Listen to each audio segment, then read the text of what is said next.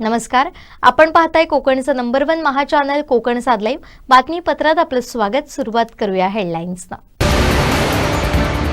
कणकवलीत मराठा सांस्कृतिक भवन उभारणार, पालकमंत्री नितेश राणेंची घोषणा. आमदार निलेश राणेंचा वनमंत्र्यांवर हल्लाबोल. आणि श्री क्षेत्र कुणकेश्वराच्या भेटीला देवस्वाऱ्या दाखल. आता पाहूया सविस्तर बातम्या. श्री बांदेश्वर मंदिराचा महाशिवरात्री सोहळा मोठ्या उत्साहात पार पडला. पाहुयात या सोहळ्याची दृश्य.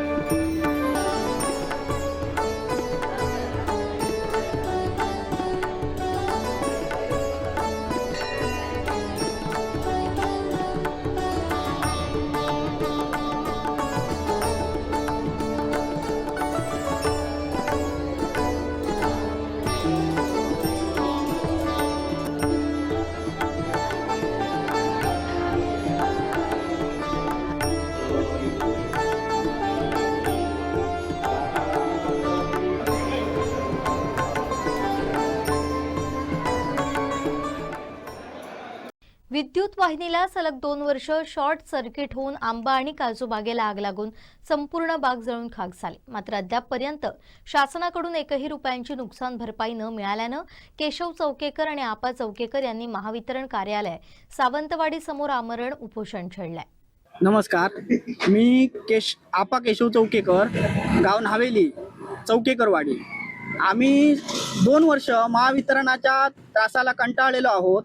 ते यासाठी की 29 फेब्रुवारी 2024 व 6 मे 2025 अशा 2 वर्षी आमच्या 59-26 या मिळकतीमध्ये जवळजवळ 5 एकर क्षेत्र हे महावितरणाच्या टोटल 11 केव्ही 33 केव्हीच्या 3 लाईन या क्षेत्रातून टोटल गेलेले आहेत. आणि ह्या क्षेत्रामध्ये वारंवार विद्युत अपघात घडून सलग 2 वर्ष आमचं 5 एकरामध्ये जवळजवळ 700 ते 800 आंबा, काजू व इतर फळझाडे, फुलझाडे व फर्निचरची झाडे ही पूर्णपणे जळून खाक झालेली आहेत. याविषयीची महावितरणाला आम्ही संबंधित जो कृषी विभागाकडनं आणि पोलीस सावंतवाडी यांच्याकडनं जो काय पंचनामा होणे अपेक्षित होतं तो त्याच वेळी झालेला आहे. आणि त्या संबंधीची सर्व कागदपत्रे ही आम्ही स्वतः वेंगुर्ला ऑफिस, महावितरण आणि सावंतवाडी यांना त्याच वेळी दिलेली आहे. तरी पण यांच्याकडनं वारंवार पुन्हा त्याच कागदपत्रांसाठी मागणी केली जात आहे की ही कागदपत्र परत आणून द्या म्हणून. आणि आम्हाला नाहक शारीरिक, मानसिक त्रास हा यांच्याकडनं होत आहे. त्यासाठी आज आम्ही आमचं उपोषण जे पहिलं होतं ते 26 जानेवारी 2026 होतं. पण एक आचारसंहिता त्या दरम्यान असल्यामुळे माननीय जिल्हाधिकारी यांनी या उपोषणाला तात्पुरती स्थगिती दिलेली होती. त्यामुळे उपोषण हे आम्ही त्यांचा मानसन्मान राखून हे स्थगित केलेलं होतं. तरी आज 16 फेब्रुवारी रोजी पुन्हा आम्ही उपोषण या ठिकाणी करणार आहोत. याविषयी त्यांना लिखित स्वरूपात अधिकृत कळवलेलं होतं आणि त्यामुळे आज आम्ही या ठिकाणी उपोषण हे करत आहोत. उपोषणाच्या आमच्या ज्या काही मागण्या आहेत त्या अशा आहेत की 2024 आणि 25 या 2 वर्षामध्ये सलग विद्युत अपघात घडून आमच्या जवळजवळ 5 एकर शेती बागायती ही पूर्णपणे नष्ट झालेली आहे. आणि याविषयीचा अजून एकही रुपया आम्हाला महावितरणाकडनं भेटलेला नाही आहे. तर आमची अशी मागणी आहे की आमचं जवळजवळ नाही म्हटलं तरी 90 लाखापर्यंत यामध्ये नुकसान झालेलं आहे. आणि ते नुकसान आम्हाला पूर्णत्वान भेटावं या अशा आमच्या मागण्या आहेत. पण महावितरणाने या ठिकाणी 1,87,000 2024च्या प्रकरणामध्ये 1,87,000 एवढी तुटपुंजी रक्कम या ठिकाणी जाहीर केलेली आहे आणि ती अद्याप आम्हाला भेटलेली नाही आहे. पण 1,87,000 ही तुटपुंजी रक्कम आम्हाला 5 एकर क्षेत्रामध्ये देण्याविषयी ते बोलत आहेत की 1,87,000 रुपये तुम्हाला भेटतील म्हणून. पण या 1,87,000 मध्ये पुन्हा त्या ठिकाणी शेती बागायती उभी ही होऊ शकत नाही 1,87,000 शिवाय उपजीविकेचा जो आमचा प्रश्न आहे तोही या 1,87,000 होऊ शकत नाही. याविषयी आम्ही आता त्यांना साहेबांना म्हटलेलं आहे की तुम्ही जे काही मूल्यांकन देत आहात ते आम्हाला याविषयी मान्य नाही आहे. त्यामुळे सुधारित मूल्यांकन तुम्ही पुन्हा आमच्या समक्ष त्या ठिकाणी पाहणी करा आणि ते मूल्यांकन जे आहे ते आम्हाला जाहीर करून तुम्ही सांगा की याविषयी किती नुकसान जे झालेलं आहे आणि तुम्ही देताय केवढं आहे ते. कणकवली शहरात फौजदारवाडी इथं नवनीत बागवे यांच्या घराशेजारी विषारी घोणस अडगळीच्या ठिकाणी होता.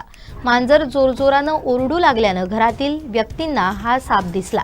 सर्पमित्र अवधूत पाटील आणि दत्तू मेस्त्री यांनी 4 फुटे विषारी आग्या घोणस साप सुरक्षितरित्या पकडला. हा साप रहिवासी भागात आढळून आल्यानं भीतीचं वातावरण निर्माण झालं होतं. त्यानंतर वन विभागाच्या मार्गदर्शनाखाली सापाला नैसर्गिक अधिवासात सोडण्यात येणार असल्याची माहिती देण्यात आली. नागरिकांनी साप दिसल्यास घाबरून न जाता त्वरित सर्पमित्र किंवा संबंधित यंत्रणेशी संपर्क साधण्याचं आवाहन करण्यात आलंय.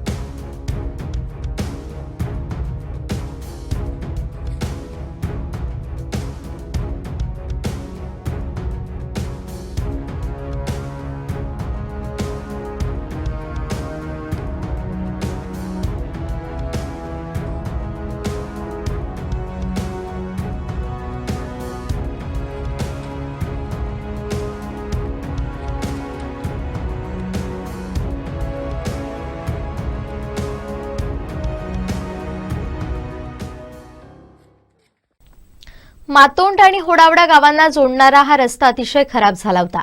दोन्ही गावातील ग्रामस्थांची वारंवार मागणी होती. या रस्त्याला आज पहिल्या टप्प्यात यासाठी 30 लाख निधी मंजूर झालाय. पुढील टप्प्यात 30 लाख निधी देणार आहे. तर याच रस्त्यावर असलेल्या रस्ता पुलाच्या बांधकामासाठी 3 कोटी रुपयांचा प्रस्ताव केला असून पुढील वर्षभरात या भागातील विकास कामांबाबत सर्व प्रलंबित प्रश्न मार्गी लागतील अशी ग्वाही जिल्हा बँक अध्यक्ष मनीष तळवी यांनी होडावडा इथं दिली. वेंगुर्ला तालुक्यातील मातोंड आणि होडावडा या 2 गावांना जोडणाऱ्या आणि अतिशय खराब झालेल्या रस्त्यासाठी पालकमंत्री नितेश राणे आणि आमदार दीपक केसरकर यांच्या माध्यमातून जिल्हा बँक अध्यक्ष मनीष तळवी यांच्या पाठपुराव्यानं जिल्हा वार्षिक योजनेतून 30 लाख रुपयांचा निधी मंजूर झालाय. या कामाचं भूमिपूजन जिल्हा बँक अध्यक्ष मनीष तळवी यांच्या प्रमुख उपस्थितीत आणि मातोंड पंचायत समिती मतदारसंघातून निवडून आलेले शंकर घारे यांच्या हस्ते श्रीफळ वाढून करण्यात आला. यावेळी नवनिर्वाचित जिल्हा परिषद सदस्य प्रितेश राऊळ, पंचायत समिती सदस्य नितीन मांजरेकर, होडावडे सरपंच रसिका केळुसकर, मातोंड सरपंच मयुरी वडाचे पाटकर यांच्यासहित महायुतीचे प्रमुख पदाधिकारी कार्यकर्ते उपस्थित होते. दळवी साहेब ज्या प्रकारे या संपूर्ण भागामध्ये मातोंड असू दे, ही दशकृषी असू दे किंवा जिल्ह्यामध्ये असू दे, ज्या प्रकारे आज सगळ्याच गोष्टींना प्राधान्य देत प्रत्येक ज्या काही त्रुटी आहेत त्या पूर्ण करण्याचा, ज्या मूलभूत गरजा आहेत त्या पूर्ण करण्याचा जो विचार करतायत, त्याच अनुषंगानं आपण दुग्ध क्रांतीच्या बाबतीत बघितलेलं आहे की आपल्या जिल्हा बँकेच्या माध्यमातून दळवी साहेबांनी दुग्ध क्रांती म्हणा किंवा मायक्रो फायनान्स म्हणा, सर्वसामान्य शेतकऱ्यांपर्यंत ज्या ज्या काही गोष्टी पोहोचवता येतील आणि आपली जी लोक आहेत, कारण इथल्या सगळ्याच जनतेच्या मनात दळवी साहेब आपले घरचे असल्याची जी भावना आहे आणि त्या दृष्टीनं प्रत्येक जण हक्कानं आपले प्रश्न घेऊन दळवी साहेबांकडे जात असतात. गेली कित्येक वर्ष या रस्त्याची दुरावस्था आपण बघतोय आणि त्याचप्रमाणे पुलाची जी दुरावस्था झालेली आहे ती सुद्धा एकदम अतिशय धोकादायक अशा वाहतूक त्या पुलाची सुद्धा आहे. पण सगळ्याच मातोंडवासियांवर असलेलं साहेबांचं प्रेम आपण बघितलेलंच आहे. ट्रान्सफॉर्मर म्हणा की तर सगळ्या अनेक मूलभूत गरजा आहेत. त्यामध्ये दळवी साहेबांनी स्वतः जातीशी लक्ष घालून जे काही प्रश्न मातोंड भागातील लोकांचे सुद्धा सॉल्व्ह केले, त्यातलाच हा एक भाग असं म्हणायला हरकत नाही. खरं तर या रस्त्याची दुरावस्था गेली अनेक वर्ष आपण बघतोय आणि या रस्त्यासाठी साहेबांनी जवळपास 30 लाखाचा निधी आणलेला आहे. त्यासाठी जोरदार टाळ्या साहेबांचं अभिनंदन झालं पाहिजे. कारण मी मगाशी सांगितल्याप्रमाणे जिल्हा बँकेच्या माध्यमातून अनेक शेतकऱ्यांना सुद्धा साहेबांची मोलाची साथ आहे. त्याचप्रमाणे या ज्या मूलभूत गरजा आहेत, ज्यामध्ये आज रस्ता ही मूलभूत गरज झालेली आहे. अन्न वस्त्र निवारापेक्षा मोबाईल, इंटरनेट आणि रस्ते ही खूप मोठी अत्यावश्यक अशा गोष्टी झालेल्या आहेत. त्यामध्ये सुद्धा साहेबांनी हे केलेलं सहकार्य अतिशय अभिनंदनास्पद आहे. मी साहेबांचं खरंच मातोंडवासियांच्या वतीनं, त्याचप्रमाणे आमच्या घोडावडेवासियांच्या वतीनं, वजराटवासियांच्या वतीनं, इथल्या दशकृषीच्या म्हणजे तुळसचे आमचे शंकरजी सुद्धा इथं उपस्थित आहेत, तुळसवासियांच्या वतीनं सुद्धा मी मनापासून साहेबांचं अभिनंदन करतो, त्यांचे ऋण व्यक्त करतो. आणि मला वाटतं साहेब आपल्या कारकिर्दीत या दशकृषीतले सगळेच रस्ते अतिशय सुसज्ज व्हावेत अशी अपेक्षा व्यक्त करतो आणि थांबतो. धन्यवाद साहेब. जिल्हा नियोजनच्या माध्यमातून या घोडावडा मातोंड या रस्त्यासाठी 30 लाख रुपयाचा निधी आदरणीय पालकमंत्री नितेशजी राणेसाहेब यांच्या माध्यमातून मंजूर झालेला आहे. खरं म्हणजे मातोंडवासियांची आणि ओढावडावासियांची सुद्धा अनेक वर्षापासूनची मागणी होती. रस्ता वाहतुकीसाठी पूर्णतः खराब झालेला होता. आज पहिल्या टप्प्यामध्ये त्याला 30 लाख रुपयाचा निधी घेतला आहे. पुन्हा दुसऱ्या टप्प्यामध्ये जवळपास 30 लाख रुपयाचा निधी याच रस्त्याच्या काही अन्य कामासाठी आहे. आणि त्याच्याचबरोबर याच रस्त्यामध्ये एक महत्त्वाचं जे पूल आहे, ओढावडा मातोंड हे जे पूल आहे, याच्यासाठी जवळपास 3 कोटी रुपयाचा निधीसाठी आपण त्याच्यासाठी प्रस्तावित केलेलं आहे. आणि हे सगळं काम या वर्षीच पूर्ण व्हावं याच्यासाठी आम्ही सगळेजण प्रयत्नरत आहोत. त्याच्यातल्या पहिल्या टप्प्यातलं कामाचं भूमिपूजन आज या ठिकाणी होत आहे. माझे सर्व महायुतीतले सर्व सहकारी आज या ठिकाणी मोठ्या संख्येने उपस्थित आहेत. मी या निमित्ताने सर्वांनाच एक ग्वाही देऊ इच्छितो की यासारखी अनेक कामं, कोट्यावधी रुपयाचा निधी या सगळ्याच्या माध्यमातून इकडच्या भागामध्ये मंजूर झालेला आहे. त्याची आता प्रत्यक्ष कामं सुरू होतील आणि पुढच्या 1-2-3 महिन्यामध्ये या सगळ्या कामांचा स्वरूप आपल्याला खऱ्या अर्थाने पाहता येतील. जे प्रलंबित प्रश्न मागच्या अनेक वर्षांपासून आहेत ते सगळे प्रश्न विकास कामांच्या संदर्भातले निश्चितपणे या वर्षभरामध्ये मार्गी लागतील याची मला खात्री आहे. आणि याच्यासाठी आदरणीय खासदार राणेसाहेब असतील, आदरणीय पालकमंत्री नितेशजी राणेसाहेब असतील, रवींद्रजी चव्हाण साहेब असतील आणि खास करून या भागाचे आमदार दीपकभाई केसरकर असतील, या सगळ्यांच्या माध्यमातून खऱ्या अर्थाने या वेंगुर्ला तालुक्यातल्या कानाकोपऱ्यामध्ये विकास निधी पोहोचवणं आणि विकासात्मक जो काही बॅकलॉग आहे तो भरून काढण्यासाठी खऱ्या अर्थाने आमचे प्रयत्न आहेत. आणि त्याच्यासाठी माझे सगळे सहकारी या सगळ्या गोष्टीमध्ये सातत्याने सोबत आहे, याचा मला आनंद आहे. धन्यवाद.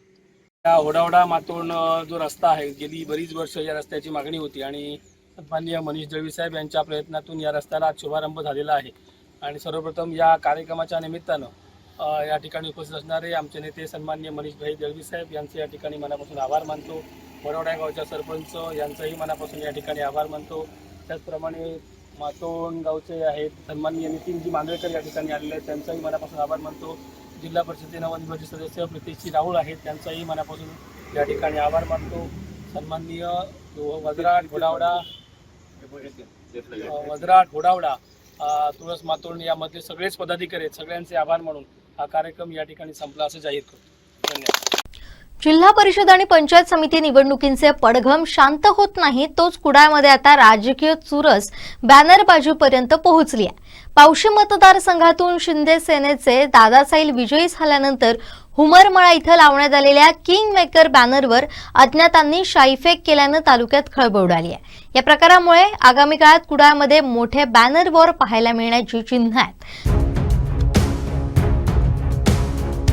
पावशी मतदारसंघात दादासाहेब यांच्या विजयानंतर किंग मेकर दया अणावकर मित्रमंडळ यांच्या वतीनं एक बॅनर लावण्यात आला होता. या बॅनरवर मोठमोठे गार केले गंमत मधी चल अशा आशयाचं खोचक मजकूर लिहून विरोधकांना डिवचण्याचा प्रयत्न झाला होता. आपल्या कामाच्या जोरावर आणि रणनीतीमुळे उमेदवार निवडून आल्याचा दावा या बॅनरद्वारे करण्यात आला होता. मात्र सोमवारी सकाळी या बॅनरवर काळी शाई फेकल्याचं निदर्शनास आलं, ज्यामुळे राजकीय वातावरण पुन्हा एकदा तापलंय. या निवडणुकीत दया अणावकर यांनी स्वतः पावशी मतदारसंघातून जिल्हा परिषद सदस्यत्वासाठी उमेदवारी अर्ज दाखल केला होता. मात्र पक्षश्रेष्ठींच्या आदेशाचा मान राखत त्यांनी आपला अर्ज मागे घेतला आणि मित्रमंडळासह उमेदवाराला निवडून आणण्यासाठी प्रचार केला. विजयानंतर लावलेला हा बॅनर म्हणजे एका प्रकारे राजकीय वर्चस्व सिद्ध करण्याचा प्रयत्न होता. मात्र त्यावर झालेल्या शाईफेकीमुळे आता नवा वाद निर्माण झालाय.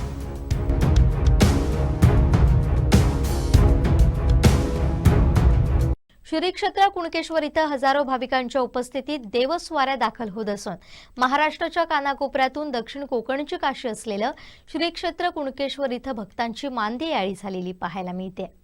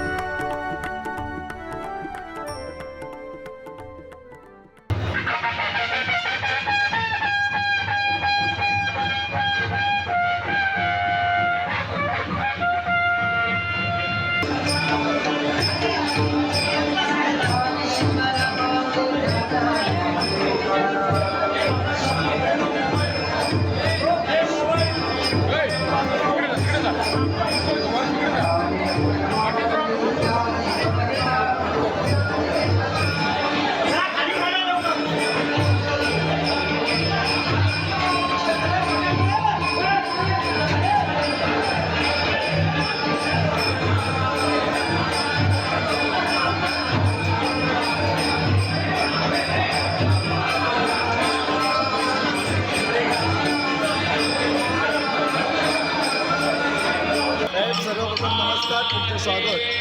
माहोल आणि गर्दी हा देवस्थान ट्रस्टने, पूर्ण प्रशासनाने, पालकमंत्री सर्वांनीच आपला सेवा मंडळ मुंबई, ग्रामस्थ कुणकेश्वर यांनी 2-2.5 महिन्याची या ठिकाणी जय्यत तयारी केलेली आहे. शिस्तबद्ध यांच्या इथलं दर्शन किंवा इथली सजावट, फुलांची सजावट, मंडप, तर जी काही रोषणाई आहे याचा चांगल्या आणि जे काही चांगली कामं केली आहेत ही लोकांपर्यंत पोहोचलेली आहेत. आणि इथं आल्यानंतर मला प्रसन्न आनंद मिळतो, जीवनाला शांतता मिळते. आजच्या ताणतणावातसुद्धा, एवढा ताणतणाव असतानासुद्धा इथं येणारं भाविक भक्तगण आनंदी होतो आणि भविष्यामध्ये एक प्रेरणा, ऊर्जा मिळते. ह्या सगळ्याचा विचार करता म्हणून आज भाविक भक्तगणांची जी संख्या वाढलेली आहे याचं कारणच हेच आहे की आजच्या भाविक भक्तांना जे पाहिजे आहे, जे गरजेचं आहे ते आज इथं आल्यानंतर मिळतं आहे. आणि भक्तिमय वातावरणात आणखी सात्विक किंवा जे काय आपल्याला हवं त्याप्रमाणे ह्या ठिकाणी त्यांना मिळतं आहे. आणि हे बघितल्यानंतर आम्हाला आज ट्रस्टीला, सेवा मंडळ मुंबई, ग्रामस्थ, देवसेवकांना, संबंधित यंत्रणेला, या शासकीय यंत्रणेला आज जे काय गरजेचं होतं ते आज त्याचं फलित, त्याचं आज फळ आम्हाला मिळतं. त्याच्यामुळं संबंधित शासकीय यंत्रणा, पालकमंत्री म्हणा, देवस्थान ट्रस्ट म्हणा, सेवा मंडळ मुंबई म्हणा, आज आम्ही सगळे आमचे देवसेवक हे येणारे भाविक भक्तगण, त्याचमध्ये आता ज्या काही देवस्वार आले आहेत त्यासुद्धा आनंद या ठिकाणी भक्तिमय वातावरणात या ठिकाणी जे देव येतात ते आमच्या देवाच्या भेटीला जातात. त्यांचं ते विचारांची देवाणघेवाण होते त्यांच्या भाषेमध्ये, तो सुद्धा अविस्मरणीय क्षण असतो. हे जे काही गोष्टी आमच्या या कोकणच्या काशी ऊर्जास्थानाकडून, त्या पवित्र ह्या स्थानाकडून ज्या काही दिल्या जातात त्याच्यामुळं आज जो भाविक भक्तगण या ठिकाणी मोठ्या संख्येमध्ये येतो आहे किंवा जी काय किंवा येणारे जे काय देवस्वार आहेत त्यांची संख्या जास्तीत जास्त वाढते आहे. थोडक्यात सांगायचं म्हणजे भाविक भक्तांचं एक श्रद्धास्थान, आणखी प्रेरणास्थान, भविष्यामध्ये चांगल्या प्रकारे आनंद देणारा हे स्थान, हे आमच्या ऊर्जास्थान त्या ठिकाणी प्रत्येक भाविक भक्तांना देत आहे. त्याच्यामुळे सर्व आकर्षित जात आहेत आणि सर्व मिळणाऱ्या दैनंदिन ज्या काही सुविधा आहेत त्या या ठिकाणी आम्ही नवीन देण्याचा आणि क्वालिटीमध्ये देण्याचा आणि चांगल्या प्रकारे देण्याचा, की डोळ्याचं पारणं पिटेल अशा प्रकारे देण्याचा आम्ही सर्वांनी प्रयत्न केलेला आहे. आणखी एक मी आवाहन करेन की हा जो महोत्सव 15, 16, 17 जो आहे 3 दिवसासाठी आतापर्यंत आम्हाला जे भाविक भक्तांनी सहकार्य केलेलं आहे तसंच सहकार्य करावा. उद्याचा जो 17 तारीखचा पवित्र तीर्थस्नानाचा जो योग आहे तो चांगल्या प्रकारे त्याचा आपण करून त्याचा चांगल्या प्रकारे आनंद घ्यावा. आपला आनंद द्विगुणित करावा, आमचा आनंद द्विगुणित करावा, म्हणजे पूर्ण राज्याचा आणि देशाचा आनंद द्विगुणित होईल असं मला त्यातून सांगायचं आहे. की आम्हीच नव्हे की सर्व भावी भक्तगण येणारे ज्या देवसर आहे, येणारी रयत आहे, त्याच्यानंतर शासकीय जे पोलीस अधीक्षक असतील, कलेक्टर मॅडम असतील, आमचे पालकमंत्री असतील, वरच्या लेवलचे सगळेच एवढे खुश आहेत की या ठिकाणी शिस्तबद्ध एवढं लाखोंच्या संख्येने गर्दी होत असताना सुद्धा कुठल्या प्रकारचं भांडण नाही, तंटा नाही, संघर्ष नाही, अगदी भक्तिमय वातावरणात आनंदात आमचे सर्व भावी भक्तगण एवढे आनंदी होत आहेत आणि त्या आनंदात एवढं दर्शन घेत आहेत. ह्याचाच खरं गमत आहे आणि त्यामुळे आम्ही पण एवढं आनंदी झालो आहे की एवढी आम्हाला ताकद आणि प्रेरणा मिळाली. ह्याच्या पुढे सुद्धा आणखी काही भरपूर आम्हाला देवस्थान ट्रस्ट, सेवा मंडळ मुंबई ग्रामस्थ आणि सर्व देवस्थान आणि पूर्ण शासन भरपूर गाणे आमचे पालकमंत्री सुद्धा यावेळेला प्रत्येक गोष्टीवर लक्ष देऊन आहेत. इथं जे काही गैरसोयी आहेत त्या स्वतः त्यांचं म्हणणं आहे की ज्या काय गैरसोयी आहेत त्यासाठी आपण जी केंद्रातून जी काय प्रसाद योजना आहे किंवा राज्याची काय योजना आहे ते जास्तीत जास्त आणण्याच्या दृष्टिकोनातून आपण ते प्रयत्नशील आहेत आणि आम्हाला खात्री आहे की या ठिकाणी ह्याच्या पुढे भविष्यात कामांची, विकास कामांची अतोनात भरभराट होणार आहे. आणि या ठिकाणी जसं महाकुंभमेळा असतो किंवा मोठी ठिकाणं असतात, देवस्थानं असतात, त्याहीपेक्षा त्या आमच्या रांगेमध्ये जाण्यासाठी आमचे जे प्रयत्न आहेत ते लवकरात लवकर मार्गस्थ होतील या आम्हाला नक्की खात्री पटली आहे. दोडामार्ग तालुक्यातील मणेरी येथील जठार बाबा देवस्थानचा वर्धापन दिन सोमवारी मोठ्या भक्तिभावात साजरा झाला. सर्वदूर प्रसिद्ध असलेल्या या जागृत देवस्थानात परिसरातील तसेच गोमंतकीय भाविकांनी मोठ्या संख्येने हजेरी लावली. वर्धापन दिनानिमित्त पहाटे काकड आरती, अभिषेक, विशेष पूजाविधी आणि सत्यनारायण महापूजा पार पडली. त्यानंतर भजन कीर्तन, हरिपाठ, नाट्यप्रयोग असे कार्यक्रम पार पडले.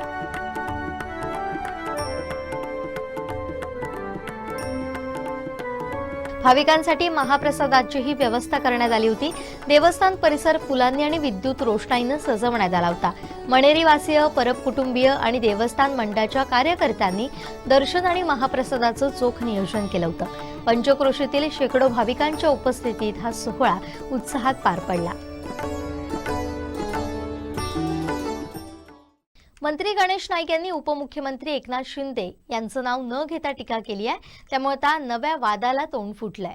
मागितला होता हॉस्पिटल करता, बागे करता, एखाद्या शाळे करता, रुग्णालया करता, ते पण दिले गेले नाहीत. ते भूखंड बिल्डर लोकांच्या घशात त्यांच्या दलालांनी घातले. मला या गोष्टीची लाज वाटते की ज्या मंत्रिमंडळामध्ये मी आहे त्या मंत्रिमंडळामधल्या नगरविकास खात्याच्या लोकांनी अशा प्रकारचं कर्मदरिद्रीपणा केला. आणि म्हणून सुनील पवार साहेब, आता तुम्ही आज लिहून घ्या प्रशासकाच्या अधिकृत, माननीय महापौर तशापर्यंत निर्देशच देतील की ह्या सगळ्या सिडकोकडून मी माननीय मुख्यमंत्र्यांना सांगणार आहे, माझा जर राग जर शांत व्हायची तुमची इच्छा असेल तर त्या ठिकाणी सिडकोकडून, MIDC कडून, नवी मुंबई महापालिकेला विकासाकरता, जनतेच्या हिताकरता जे भूखंड देऊ घातल्यात ते लगेच देण्याची व्यवस्था करा. म्हणजे माझा राग असते कमी होईल. मला हे मंत्रीपद मी निश्चितपणे पक्षाच्या शिस्तीचा, प्रशासन शिस्तीचा मी भोगता आहे. परंतु ज्या गोष्टी करता गणेश नाईक त्या ठिकाणी आमदार झाला, मंत्री झाला, ते जर का त्या ठिकाणी जनतेकरता मी बोलू शकलो नाही आणि ते जर मिळवू शकलो नाही, ते मंत्री परत का चाटायचे का? म्हणजे बाब असे की मंत्रीपद पक्षाने दिलं, पक्षाचा आम्ही आभारी आहे. परंतु याचा अर्थ ते पक्ष मुका होऊन त्या ठिकाणी गप्प बसण्याकरता मंत्रीपद मी स्वीकारलेलं नाही. शिंदे आणि नाईक यांच्या वादात आता आमदार निलेश राणेंनी उडी घेतली आहे. वनमंत्री गणेश नाईक यांच्यावर सोशल मीडियावरून जोरदार टीका करत आमदार निलेश राणेंनी वन खात्याच्या कारभाराचे वाभाडे काढलेत. आमदार निलेश राणे यांनी ट्विटमध्ये म्हटलंय, मंत्री गणेश नाईक हे वनमंत्री आहेत. मोठ्या प्रमाणात जंगलतोड सुरू आहे, ज्यामुळे जनावरांचा त्रास होतो. कोकणातल्या शेतकऱ्यांनी शेती जवळपास या जनावरांच्या त्रासामुळे सोडलेली आहे. अनेक ठिकाणी फॉरेस्ट ऑफिसर नाही, फॉरेस्ट इन्फ्रास्ट्रक्चरला पैसे नाहीत, साधन सामुग्री नाही, DFO दुसऱ्या राज्यातले असल्यामुळे त्यांचा उपयोग ग्रामीण भागाला होत नाही. लाकूड तोडी एवढ्या मोठ्या प्रमाणात चालते की वनमंत्र्यांच्या परवानगीने चालली आहे का असा प्रश्न पडायला लागलाय. वनं राहिली नाहीत तर वनमंत्री काय कामाचे? नवी मुंबईचे डोंगर पोखरले तसे आता जंगल पोखरले जात आहेत. अनेक गावांना जोडणाऱ्या रस्त्यांना फॉरेस्ट डिपार्टमेंट परवानगी देत नाही, ज्यामुळे ग्रामीण भाग विकासाच्या योजनांपासून वंचित राहतो. वरील सगळे विषय गंभीर आहेत, पण सध्या वनमंत्री स्वतःला TRP मिळवण्यासाठी व्यस्त दिसत आहेत, अशी टीका त्यांनी केली आहे. नाही, नेमकं गणेश नाईक साहेबांना काय झालंय मला माहीत नाही, त्यांचा प्रॉब्लेम काय आहे. आपण अलायन्समध्ये आहोत, माहितीमध्ये एकत्र आहोत, तर तुम्हाला विरोधक दिसत नाही आहेत, तुम्हाला शिंदेसाहेब दिसत आहेत आणि वारंवार स्वतःला पब्लिसिटी मिळावी म्हणून तुम्ही शिंदेसाहेबांचं नाव घेत आहे. हे नाईक साहेब अगोदर काय बोलले नाही, आता बोलायचं काय कारण आहे? अच्छा, वन खात्यामध्ये काय चाललं आहे ह्याच्यावर त्यांनी लक्ष दिलं पाहिजे. कोकणातल्या आमच्या फॉरेस्टच्या जमिनी बघा काय चाललं आहे, ते लाकूड तोडी मोठ्या प्रमाणात चालली आहे, जंगलं रिकामी होत चालली आहेत, ते जनावरं खाली यायला लागलेत, त्याच्यामुळे शेतकऱ्यांनी शेती करायची सोडली.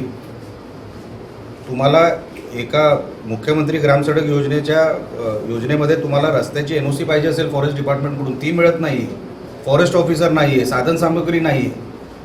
ही कसली नाटकं करताय आणि कोणासाठी करताय? स्वतःसाठीच ना. याच्यातून कोणाला, महाराष्ट्राला काय मिळणार आहे? म्हणून मी म्हटलं वनच राहिली नाही तर हे वनमंत्री काय कामाची? त्यांनी काहीतरी कामं करून दाखवा. स्वतःला एक खातं मिळालं आहे, ह्यांना जी खाती मिळतात त्या खात्याचं वाटोळं होतं.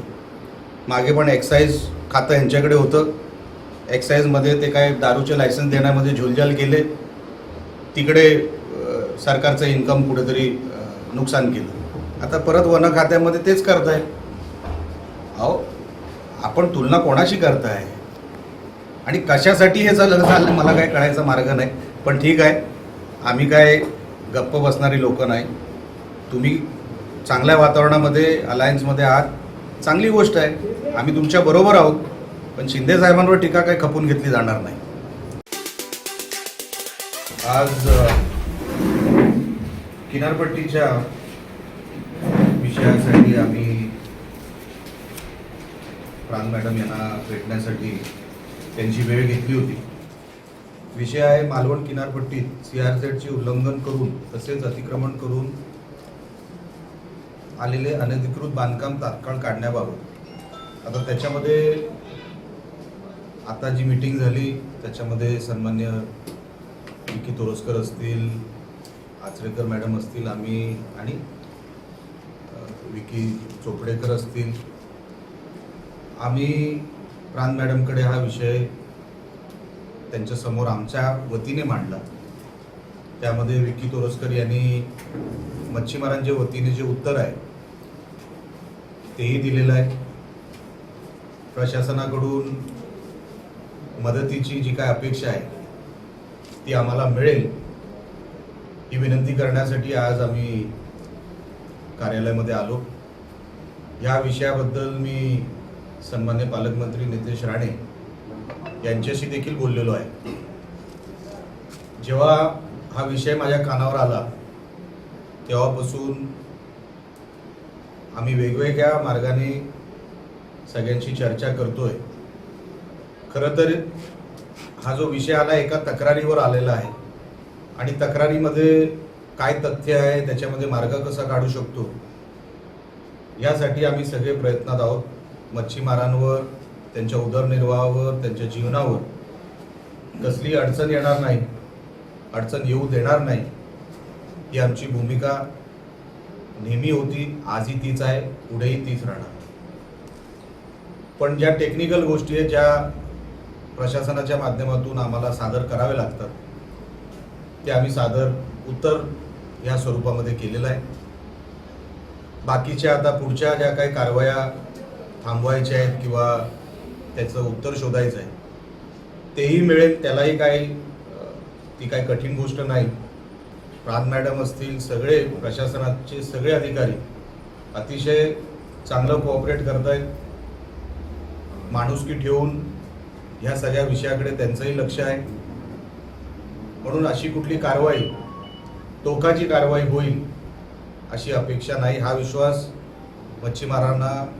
मच्छीमार बांधवांना देण्यासाठी आज जे कोण इकडे आले होते डेलिगेशन घेऊन, त्यांच्यासमोर आम्ही हा विषय ठेवलेला आहे की शासन प्रशासन तुमच्या बरोबर आहे, कुठे तुमचं नुकसान होणार नाही, पण काही गोष्टी एकदमच ज्या अडचणीच्या असतील ते मी मच्छीमार बांधवांच्या समोर ठेवलं की काही 4-5 लोकांमुळे जर ही काही अडचण सरसकट सगळ्यांवर येणार असेल तर आपल्याला पण त्या 4-5 लोकांवर लक्ष देणं गरजेचं आहे. त्यांनाही त्यांच्या गोष्टी दुरुस्त करण्यासाठी त्यांना आपल्याकडून पण समज देणं गरजेचं आहे, तेही आम्ही करू आणि हा विषय लवकरात लवकर मार्गी लावू, हा विश्वास देण्यासाठी आज प्रांत कार्यालयामध्ये अतिशय सकारात्मक आणि चांगल्या वातावरणामध्ये ही मीटिंग पार पडली. त्याबद्दल मी सगळ्यांचे आभार मानतो.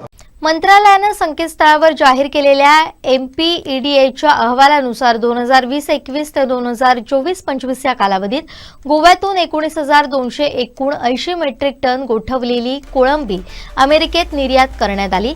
या निर्यातीमधून सुमारे $114 दशलक्ष म्हणजे जवळपास 882 कोटी रुपयांचं परकीय चलन मिळालं. सरासरी पाहता या कोळंबीला प्रति किलो 400 ते 500 रुपये दर मिळाला. देशभरातून याच कालावधीत 34,87,030 मेट्रिक टन गोठवलेल्या कोळंबीची निर्यात झाली असून त्यात गोव्याचा वाटा फक्त 0.55% इतका आहे. गुजरात, महाराष्ट्र, गोवा, कर्नाटक, केरळ, तामिळनाडू, आंध्र प्रदेश, तेलंगणा, ओडिशा, पश्चिम बंगाल आणि दिल्ली या राज्यातून अमेरिकेला कोळंबीची निर्यात होते. अमेरिकेला कोळंबी निर्यात करणाऱ्या राज्यांमध्ये गोवा 10व्या क्रमांकावर तर दिल्ली 11व्या क्रमांकावर आहे.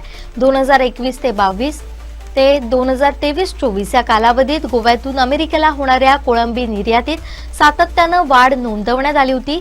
2021-22 मध्ये सुमारे 3,000 मेट्रिक टन असलेली निर्यात 2023-24 मध्ये वाढून सुमारे 5,000 मेट्रिक टनांपर्यंत पोहोचली आहे. मात्र त्यानंतर भारत आणि अमेरिकेमधील व्यापार तणाव वाढला आणि अमेरिकेनं आयात शुल्क वाढवल्याचा थेट फटका गोव्याच्या कोळंबी निर्यातीला बसला.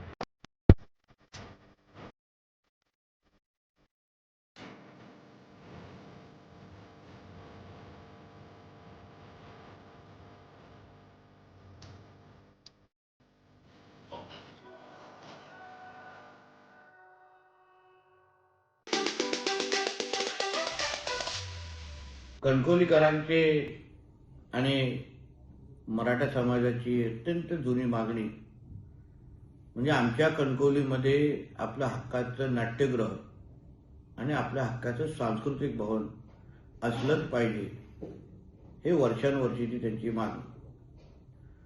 कणकवली नगरपंचायतच्या निवडणुकीच्या निमित्ताने आपल्या सगळ्यांना भेटत असताना आमच्या शहरामध्ये नाट्यगृह नाही, मराठा समाजासाठी हक्काचं सांस्कृतिक भवन नाही, हे आपण सगळ्या जणांनी माझ्याकडे मागणी केली. तेव्हाच मी आपल्याला शब्द दिला होता की कणकवलीकरांच्या वरती माझं प्रेम हे राजकारणाच्या पलीकडचं आहे आणि म्हणूनच येणाऱ्या 19 फेब्रुवारीला जसं आपल्याला मी शब्द दिला होता तसाच शिवजयंतीच्या निमित्ताने आपण राज्य शासनाच्या जागेवर आपण सांस्कृतिक व नाट्यगृहचं भूमिपूजन आपण करायचं ठरवलेलं आहे. पाहिजे असलेल्या सगळ्या परवानग्या किंवा प्रमा आपल्याला उपलब्ध झालेली आहे. 8 कोटीचा एस्टिमेट आपण या नाट्यगृह आणि सांस्कृतिक भवनसाठी आपण तरतूद केलेली आहे आणि लागेल तर अजूनही निधी आपण निश्चित पद्धतीने उपलब्ध करू. पण एक चांगलं नाट्यगृह आणि मराठा समाजासाठी एक हक्काचं सांस्कृतिक भवन चं पूर्ण पद्धतीने प्लॅनिंग आणि नियोजन आम्ही त्या पूर्ण प्लॅनमध्ये आखलेलं आहे आणि म्हणूनच जी आपली वर्षानुवर्षाची जी मागणी होती आणि जसं आदरणीय राणेसाहेब नेहमी आम्हाला सांगतात की दिलेला शब्द पूर्ण करायचा असतो, त्याचप्रमाणे येणाऱ्या शिवजयंतीला म्हणजे 19 फेब्रुवारीला आपण आपल्या हक्काचं सांस्कृतिक भवन आणि नाट्यगृह मराठा समाजाला विश्वासात घेऊन आणि त्यांच्या सगळ्यांच्या आशीर्वादाने आणि आमच्या कणकवलीकरांसाठी आपण भूमिपूजन करतो आहोत. शेवटी ठळक घडामोडी पुन्हा एकदा. कणकवलीत मराठा सांस्कृतिक भवन उभारणार, पालकमंत्री नितेश राणेंची घोषणा. आमदार निलेश राणेंचा वनमंत्र्यांवर हल्लाबोल आणि श्री क्षेत्र कुणकेश्वराच्या भेटीला देवस्वाऱ्या दाखल. बातमीपत्रात वेळ झाली इथंच थांबण्याची. पाहत राहा कोकणचं नंबर 1 महा चॅनल कोकण 7 लाईव्ह. धन्यवाद.